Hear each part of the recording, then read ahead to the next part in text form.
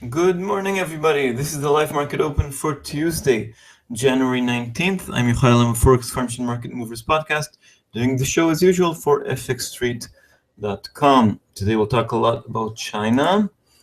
That'll be the recent developments portion, most of it. Then charts and levels, of course. The next 24 hours, which are quite busy. And of course, your questions. Good morning, everybody. If you can't see the chat box alongside the video, please go to the address here on the screen, tlk.io/fxstreet-forex-live-video. I see quite a few of you already here. Good morning. Okay, so yesterday we had a holiday in the United States, Martin Luther King Day, which meant quite slow trading, but everything became very exciting during the night. What did we have? We had China, the world's second largest economy, releasing GDP figures for Q4, and they were all a small miss. It's not only GDP, it's also other numbers. So we had 6.8 GDP growth in the fourth quarter. That's slightly less than 6.9 expected and the lowest since 2009. Okay, that's annualized quarterly growth. If we look at the full year for 2015, it's very similar.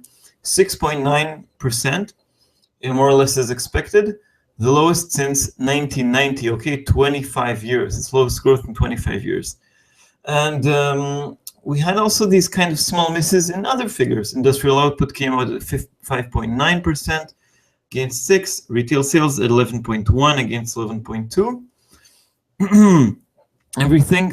Everybody knows that China is slowing down. And the figures reflect that. And figures were a bit under expectations, okay, but not very extreme. What did we have in markets? Let's begin with the Australian dollar, because that's the main currency that reacts. So upon the release of the figures, we had this drop, all right? Okay, this is a drop to 68.38 on Aussie dollar, because the figures were a bit under expectations, okay? But since then, we had a climb. Since then, stock markets in Asia went up, especially the one in Shanghai that is closely watched. And markets, even though many don't believe the figures, many think they're exaggerated in any case. Many think that even if the Chinese authorities are doing their best to get the figures correctly, the various Chinese provinces are lying. And even if you believe the provinces and the central government, there are doubts about accuracy, okay? Because it's a huge country. It takes China a very, very short time to compile all the data. There are hardly any revisions to the downside or to the upside. And of course, the Chinese government has very clear targets. So the outcome is always around the targets, a bit above or a bit below. So it looks a bit orchestrated. Now, of course, there is some from the West also. There's of course some criticism on China, and it's also a way of hitting them back and saying the data isn't accurate. But in any case, even if we take everything at face value, we're seeing a slowdown, which is not unexpected. And the question is, what's going to come ahead on the road? So far, so good. Okay, the data is acceptable. That means Aussie dollar, as I said here, is moving a bit up, okay? Still the trend is down, as you can see, but 69.17 at the moment, above the 69 level, sort of recovering from the lows, if you wish. You can also see here some kind of uptrend channel, very, very shallow, but let's just look at, we have a risk on environment contrary to previous days, contrary to Friday, when we had all commodity currencies crashing down. Okay, so we have a better mood in markets. Chinese data is acceptable, okay? I mean, good enough for this moment for markets. So resistance, I see it at 70, support lower here at 68.30, okay? Another currency, of course, the neighbors, New Zealand, a bit less impacted for several reasons. New Zealand depends less on China if you compare it to Australia. Milk is a more solid commodity, it's a soft commodity. It depends less on on industry or infrastructure that uses copper and iron that Australia extracts. Another reason is we have very important events today in New Zealand. But in any case, we're seeing the same reaction, the fall here, and then the rise. Support at 64.25. Resistance, I would say, still at 65, okay? Smaller reaction. We'll talk about the events coming up soon, okay? And let's move back to the top. Euro dollar. What happens when the mood is better in markets? Euro dollar slides. So that's what we're seeing this morning. Here is what we had on Friday. Since then, we had it fall sort of back to range. And this morning, after the initial rise and the data from China, we had euro dollar slide down. The low so far 108.60, 108.59. Very narrow ranges in euro dollar. That's because of the big event on Thursday, the ECB's rate decision. I see support at 108, resistance 109. Oh no, very narrow ranges. The pound is still suffering. It found some support over there at 142.50, and it's now rising just a bit on this better mood in markets. Remember, the pound is reacting like a commodity currency, okay? So we have this kind of move to the upside. We have important data in the UK as well. Resistance, I would say better resistance maybe is around here, 143.30 more or less, okay? Dollar yen, what happens to the yen when things look better? The yen weakens. It's a safe haven currency just like the euro. 117.86.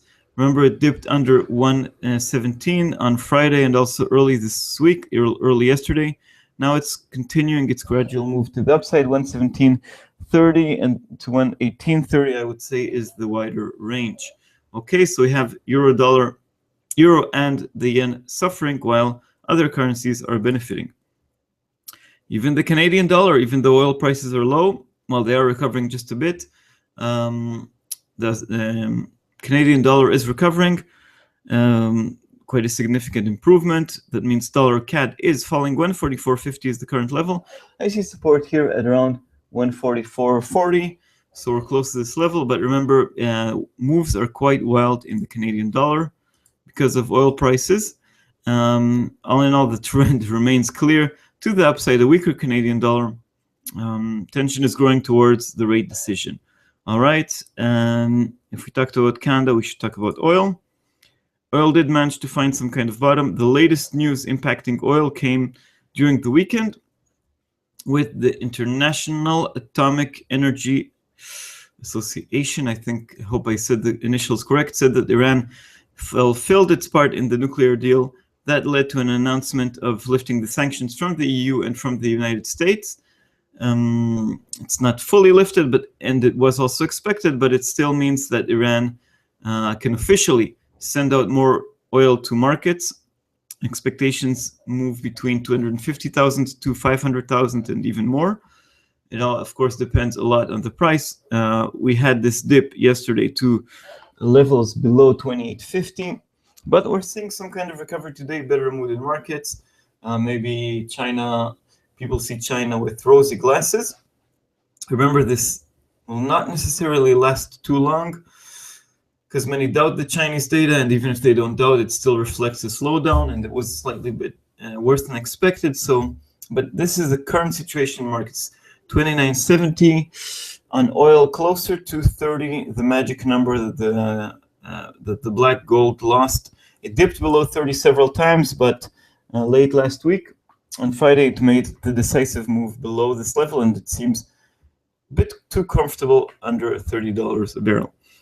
Okay, let's talk about dollar Swiss. Hardly any movement because it's trading very closely with to the euro.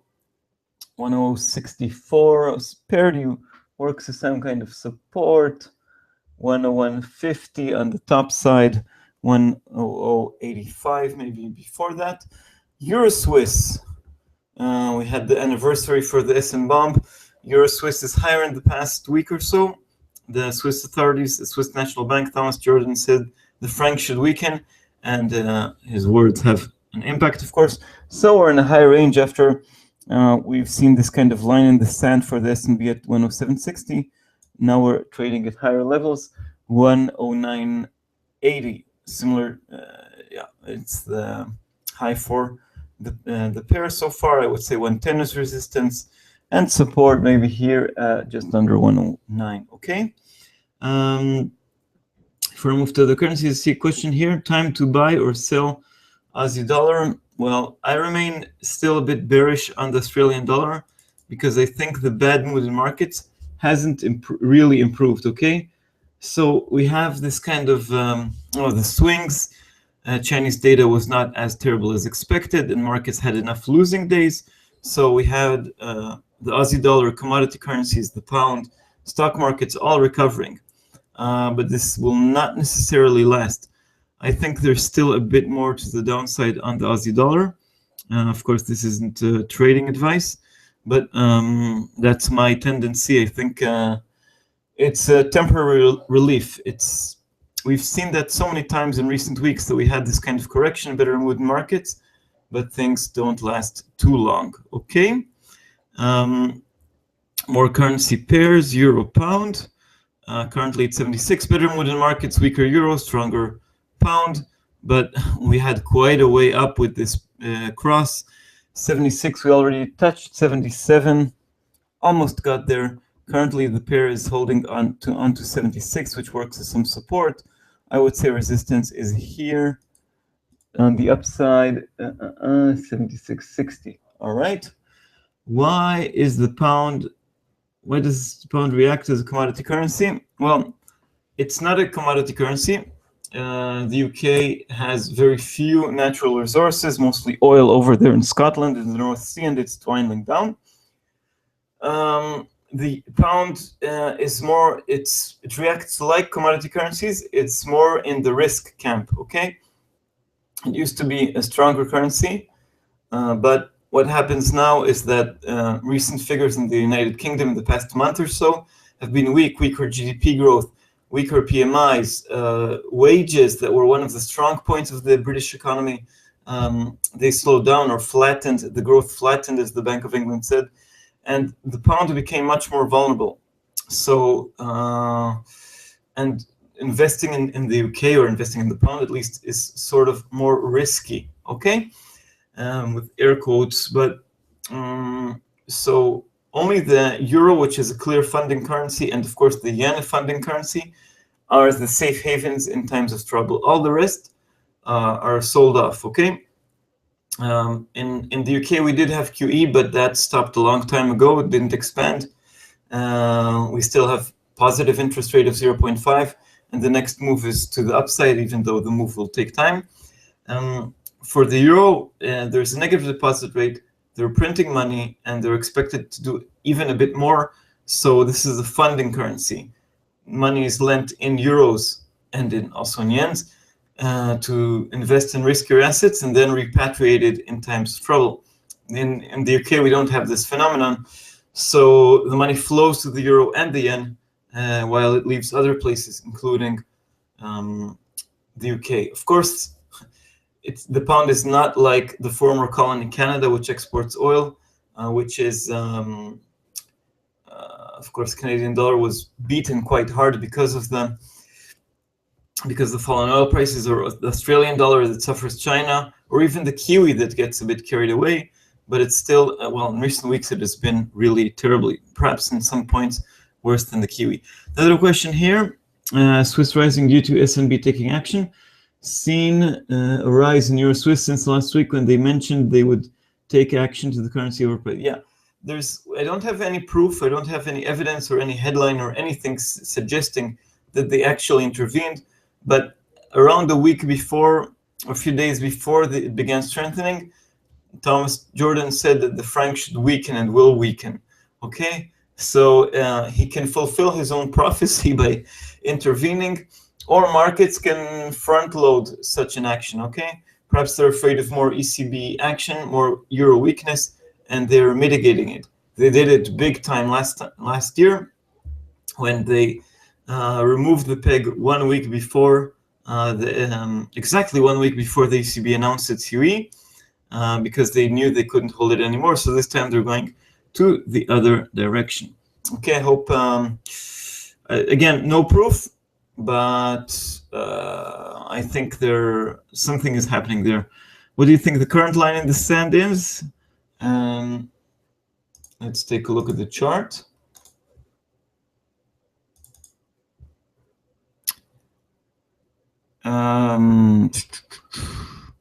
Well, I would say 109 because it's a round number, even though support could be seen at 109.10, but don't take any dip to 109 as a buy opportunity. It could be, but we've seen that with 107.60. But the Swiss National Bank understood from the past, drawing a clear line just attracts too much speculation, so they're acting a bit more with a bit more caution. Good morning, everybody. Let's continue. Euro pound, euro yen. Euro yen, the safe haven pair, is moving a bit to the upside on a stronger euro. Not so much, more of a weaker yen. Anyway, we're still very much in this range, 127, 129. A small move to the upside. Let's see if Draghi can break that equilibrium, either by being hawkish and or being dovish. Anyway, I think euro will move a bit on its own and not with the yen on Thursday. Pound, yen, clear risk on, risk off currency. Currently recovering 168.80. Quite a rise of over 1%. With this better mood in markets, China is not falling off the cliff, and the world is saved. So we have some kind of recovery here. 168.80. I see. Yeah, we're approaching, I would say, some kind of resistance here, and then 170 is a very round number to watch out for on the downside. And we could have, again, I doubt that this sort of recovery and rally will last too long, because there have been so many doubts about China, and in general the mood remains bearish also about the United States, not only China. 167 is support here, and it's followed by 166.50, I would say. Anyway, this is another interesting pair, lots of pips involved over there. Okay. Any more questions? Move to today's big events. So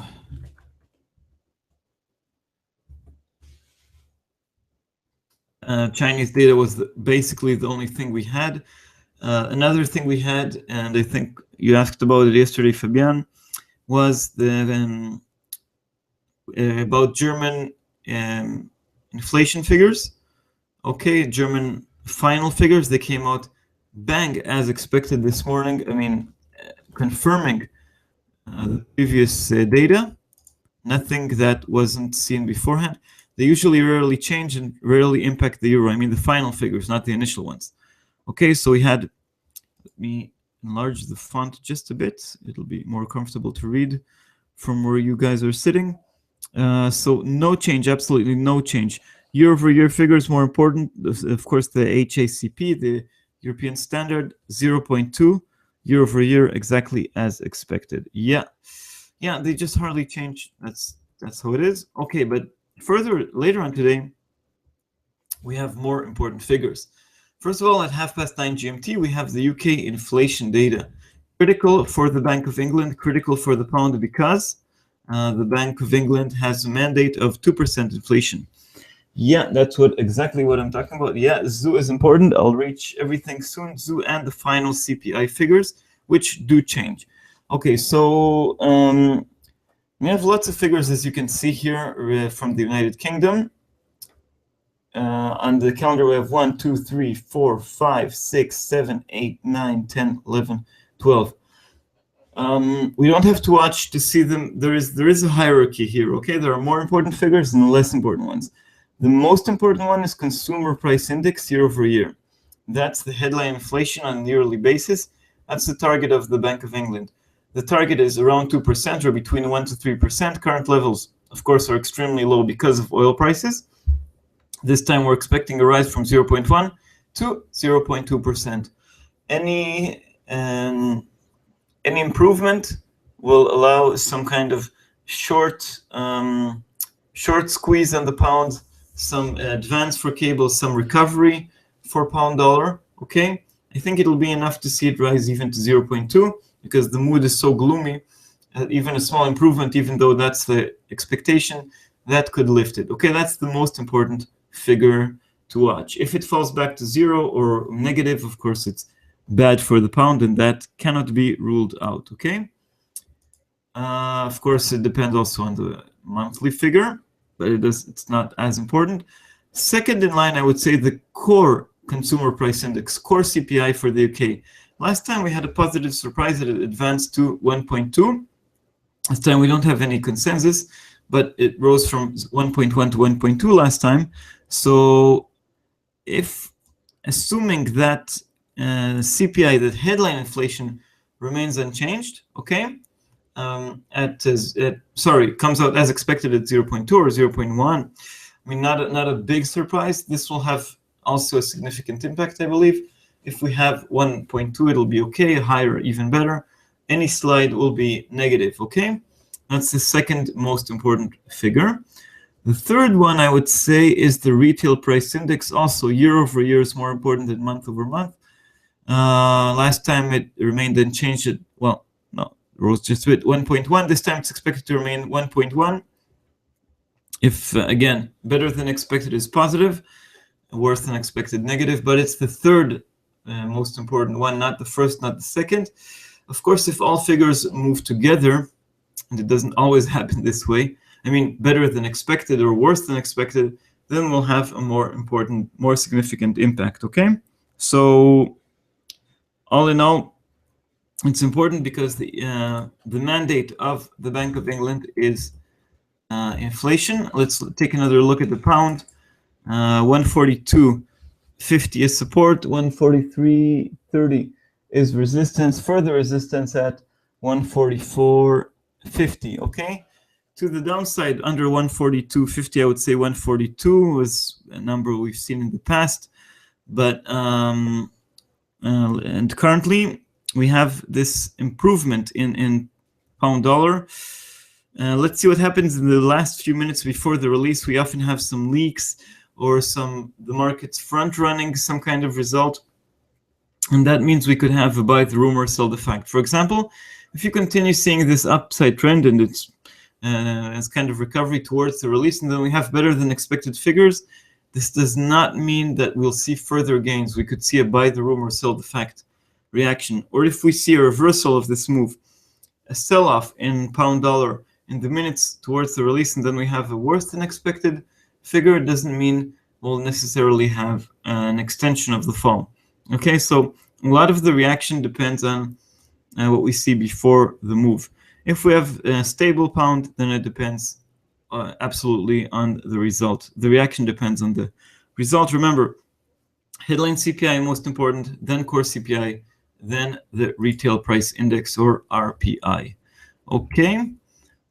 Now at 10 GMT, we have the final Eurozone CPI and the German ZU economic sentiment.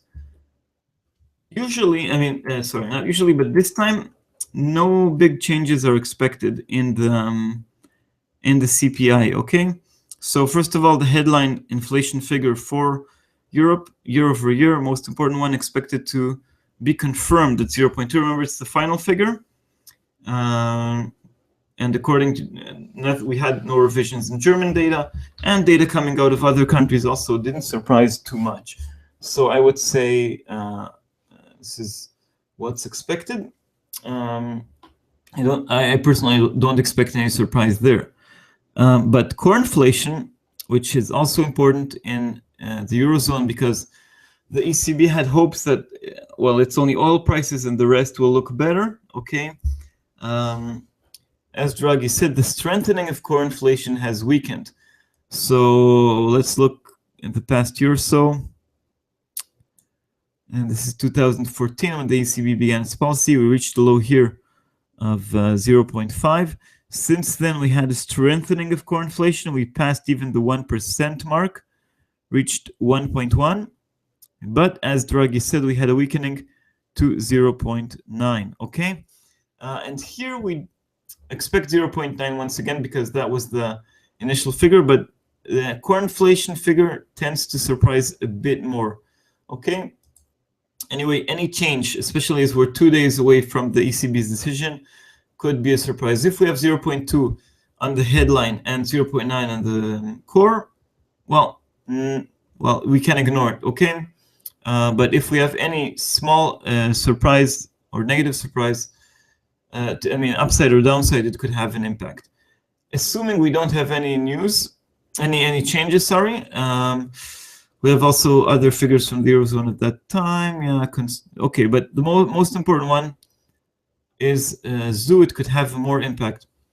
The ZOO, the Centrum for, I don't remember the initials in German. Anyway, it's not the most important think tank in Germany. IFO is the more important one, but the figures are released before IFO, so this makes it important. After we had another rise to 18.1 points in December, and we had this long fall during 2015, and now we had some kind of recovery in the past. We didn't fall below zero, okay? We didn't lose this line that separates optimism from pessimism. And then since then we had two rises, okay? Sorry, 16.1 last time. This time we're expecting a fall back to 9 because of what's going on in China, the falling oil prices, the tensions in the Middle East. Everything is supposed to weaken the sentiment, all right? This is the most important figure, but we should also watch for the current situation, not only economic sentiment for the future, but the current situation, which has been more stable. Currently 55, expected to drop to 54.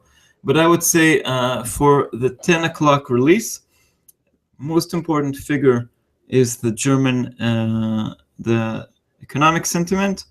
Afterwards, CPI, if we have a change there, and maybe afterwards the current situation in ZOO, but it's released all together.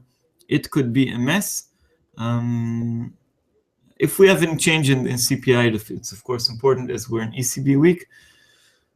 But assuming we don't have any change, ZOO will have more impact. Okay, before we move on to more events, I see here a few questions. Oh, the screen has gone blurry. Oh, sorry. Okay, I see that's solved out. Just a thought, can you use tech analysis and CPA data as well? Support and resistance. Yeah, I mean, I wouldn't use. Yeah, yeah, it can be used. Let me. I mean, what does support and resistance lines mean on these kind of charts of fundamental analysis? Okay, if we have some figures trading, if we have inflation in a range, let's say 0.8 to 1.2, okay, the core inflation, and suddenly 1 month we have 1.3 or we have 0.7, then we have a breakout of range. We have the lowest or the highest level in a long time, so it is meaningful, and it can have a more meaningful impact on the currencies, on the underlying currencies. So if we have today inflation in the Eurozone come out, core inflation rise to 1.2 or 1.3, have a breakout of the range, a level unseen in a year or so, then of course it could imply a stronger euro, because if core inflation breaks out of range, also euro dollar could break out of range. Perhaps this is not the best example because it's the final figure and not the initial one, not the most important one, but this is a good example of what we can expect. I talked about this trend a lot around wages in the United States, okay? Annual average hourly earnings growth was between 1.9 and 2.3% in all those non-farm payrolls reports for quite a long time. And finally, in the report for October, we had a jump from 2.3 to 2.5. And that for me was the final nail, the final cement for the rate hike, because we've finally seen an acceleration of wages break out of range.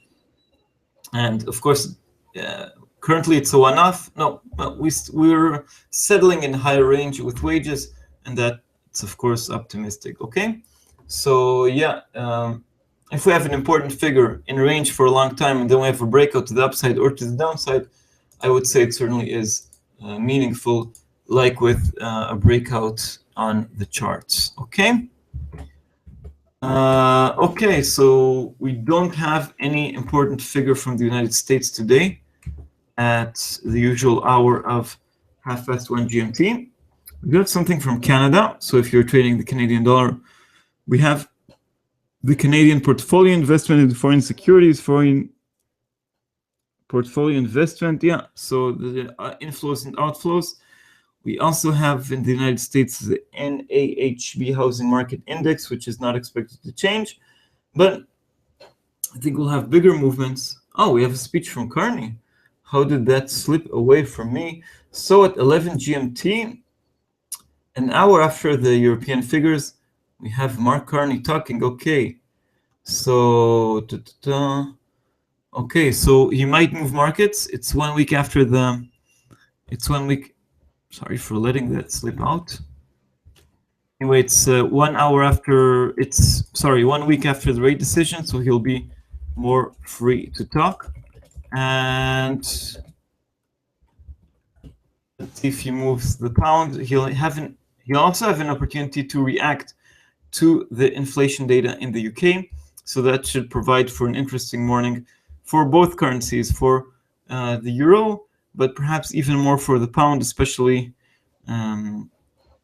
as we have sort of a double feature there, more than the European double feature. What I did want to talk about later in the day is a focus on the New Zealand dollar. We have both the milk auction around 3, 4, 5 GMT, okay, something like that. Last time we had a small drop of 1.6, but relatively more stable milk prices. It's the country's main export, dairy products, so it always has an impact, okay? And later in the day at 9:45 GMT, we have inflation data from New Zealand. So it's inflation day in Europe, New Zealand, and the UK. And but in New Zealand, contrary to the Eurozone and the UK, it's released only once per quarter, which makes it even more important. Quarter over quarter, the expectations are for a drop of 0.2 after a rise of 0.3, and year over year, no consensus, but last time it was only 0.4. Of course, oil prices play a role here. Like every other central bank, inflation figures are important. For New Zealand, it's even more important for the Kiwi because it's released only once per quarter. Okay, so quite a busy day today. Focus on the euro and the pound, and afterwards on the Kiwi. All right. And of course, we're still expecting a reaction to the Chinese GDP. We've already seen some kind of reaction in Europe, and we'll have in Asia and a bit in Europe. We're expecting a reaction in the United States and maybe the full reaction from Europe. The chart I'm showing you now is the implied probability of a rate hike in the United States. Very weak stance for March. It stands on 70% against the rate hike, contrary to around 50% just last week, okay, because US figures have been poor as well. Okay. Question here, is there anything else that can move euro dollar today except for Eurozone CPI and ZU? Well, that's the main focus at 10 GMT. But remember, for euro dollar, we have the flows, as we've seen. Okay, already during the show, we're seeing a very small reversal of the downtrend because we're seeing maybe markets are not as excited as they used to be about China. As I said, the reaction that has been positive, stronger commodity currencies, weaker euro, weaker yen, stronger stock markets. This can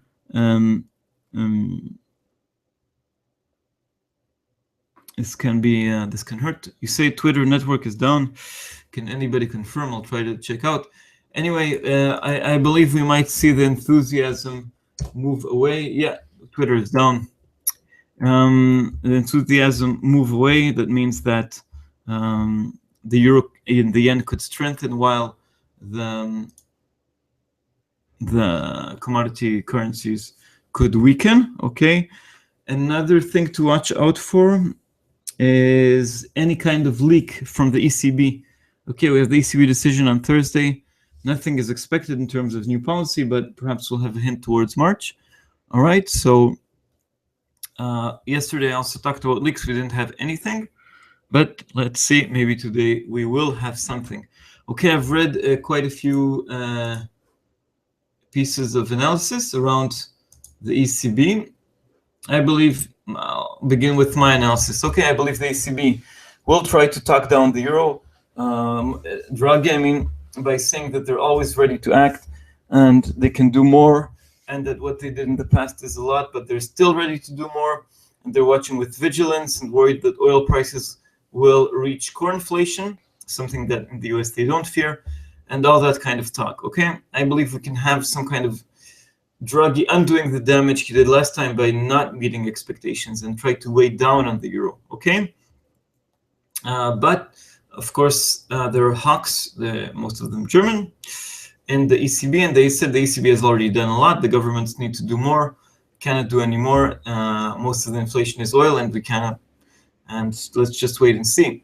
Okay. And we had, I think it was Morgan Stanley, which came out with a note saying that we have a buy opportunity in euro dollar, currently around 108.75, but because the ECB and because of flows and other reasons, they had a long list of reasons.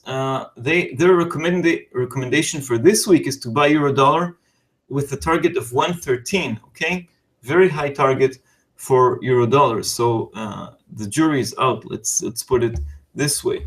Okay. Relatively narrow ranges, as you can see here, 108.73 at the moment.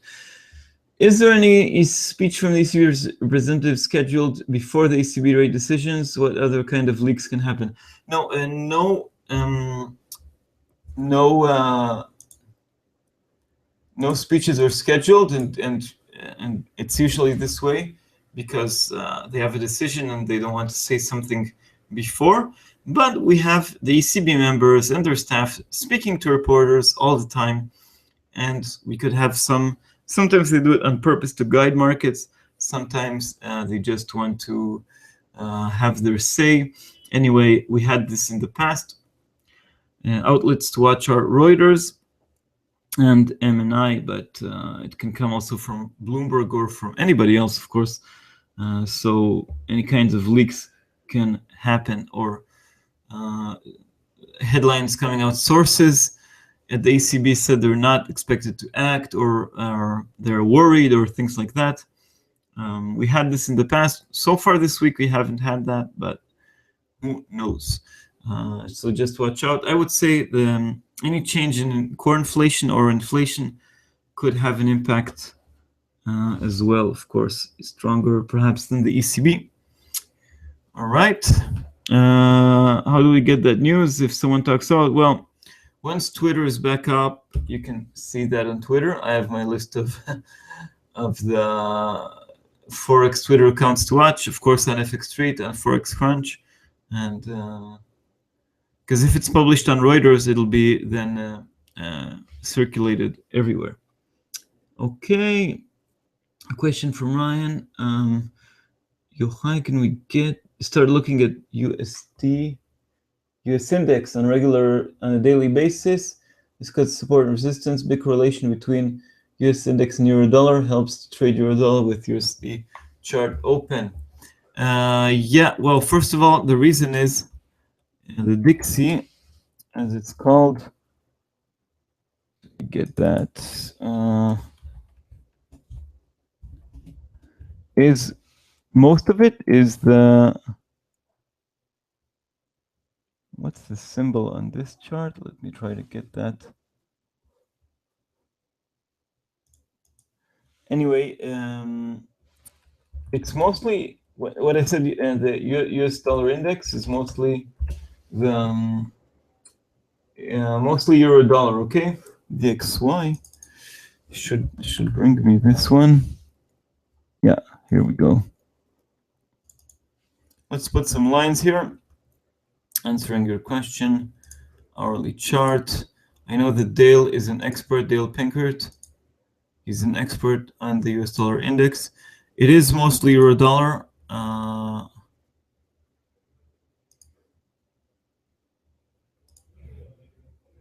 These are the current lines that I see. 98.40 to the downside, 99.30 to the upside, 99.80 again to the upside. Strong support at 97.80. These are the lines that I see. Again, it's a lot euro dollar there. Okay. Regarding euro dollar, the target, it's Morgan Stanley saying target 113. So this week they see it as a buy opportunity this week. Okay, I published this on Forex Crunch, courtesy of EFX News. Okay, question here about pound yen. Pound yen. Yeah, still looking good today. Almost 1% up on the day. Lots of pips involved in this currency pair. Almost 200 pips range already today. Resistance here at 168.80. Further resistance at 170 because it's a round number. That's why. Week support at 168. Further stronger support 167. And I would say 166.50, 166.40 is resistance. All right. A very interesting currency pair, especially with the risk on, risk off. Good mood means stronger pound, weaker yen. Bad mood, stronger yen, weaker pound. Okay, I'll go and check it out in Forex French. Didn't see it in the digest this morning. No, it should come out in the next digest. Let me try to see if I can find it for you. Okay. Anyway, we're seeing some weakening of weaker, no.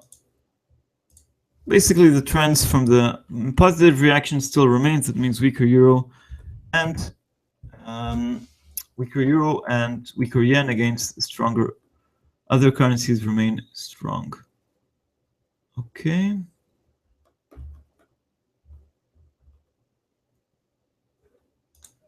I found it. Here you go.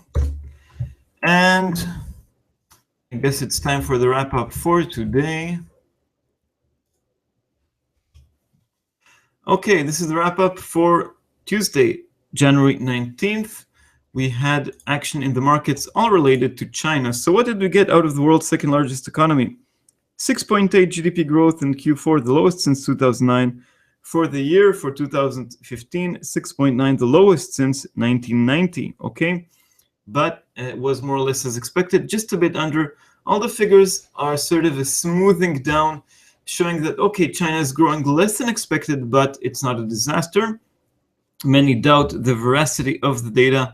Many doubt the accuracy of the data, but it still has an impact on markets. The initial reaction was a sell-off, was the weaker Australian dollar, weaker stocks, but that was very, very short-lived. And after that, we had a positive reaction. So positive reaction means stronger Australian dollar rising above 69 cents. Australia is dependent on China. After the initial dip, we had a rise. 69 is support, 70 is resistance, further support 68.30. Okay, markets are still digesting the news from China. So far, so good, believing China and seeing the situation could have been worse, but this sentiment will not necessarily last. In recent days, we had lots of doom and gloom. In the Kiwi, the effect is quite similar, with a bounce from lower levels, even though New Zealand is less dependent on China. 64.64 current level, 64.15 was the low, 64.25 I would say support, 65 resistance. Okay, starting from the top, euro dollar. When the atmosphere is better in markets, then we have, of course, a weaker euro and a weaker yen. So we're seeing the pair drift down. 108.67 is the current level. All right, 109 resistance, 108 support. All eyes are on the ECB in 2 days' time. So the ranges could be limited, but we still have important data today. Pound dollar is recovering from the lows. The poor pound is with just under 143, 142.50 is support. Resistance 143.25, I would say, followed by 144.50. On the downside, 142. Dollar yen moving to the upside on risk on atmosphere 117.86, 118.30 and 117.30 are the lines to watch. Canadian dollar as a commodity currency, it's benefiting from hope for better Chinese growth and a better future. We're seeing it finding support I see there at 144.40 and resistance at 146. Oil prices are moving higher but staying shy of the $30 mark. Okay, so we talked about currencies. Today we have quite a busy day. We have at 9:30 GMT the UK inflation data. First thing to watch, most important one, headline CPI year over year. Second in line, core CPI. And third is the retail price index. Expectations are for a rise in the headline CPI from 0.1 to 0.2, but we had so many disappointments from global inflation figures. I wouldn't be surprised to have another slip to the downside. It's data for December before the most recent fall in oil prices, but still reflective. At 10 GMT, we have double feature from the Eurozone. The final Eurozone CPI changes are usually quite small. Most important figure, headline CPI expected to remain at 0.2 and core CPI at 0.9. These are final figures for December. The initial figures were already released. Any small change could have an impact, especially as it's a sensitive time before the ECB meeting. Okay, and we have also the German zoo economic sentiment, assuming we don't have a change in CPI. This will take center stage. A drop in positive ground is expected. That means a bit less optimism, but still optimism. At 11 GMT, we have a speech by Mark Carney, the governor of the Bank of England, reacting to the inflation figures, perhaps giving us a hint about tomorrow's employment data, perhaps not. But anyway, his words always move markets. If he talks about markets, if he talks about inflation, it's important. And then later in the day, the focus moves to New Zealand with the milk auction and the CPI figures late in the evening. So it's CPI day, inflation day. Okay, a busy day. Markets are still digesting China. It's not only the fresh events. And of course, oil prices will also have their share in movements, as we've seen in the past. Okay, before we head off to the sunrise or sunset, another last question here. How do you expect the US stock market to react to Chinese data when it'll open? That's a great question. Currently, the mood is more positive than negative in markets, all right? But I fear, I suspect that it could change a bit, that once the data is digested, we could have people fear about that it isn't good enough, that even if it is good enough, it's not accurate, it's not real, it's fake. The Chinese slowdown is worse. So because gloom and doom in recent weeks still has the last word, the upper hand, and I don't see this. I don't think it has changed, not yet. Okay, so Twitter is down. Yeah, it's quite a big reaction. We're going to see headlines all over the world talking about Twitter is that Twitter is down.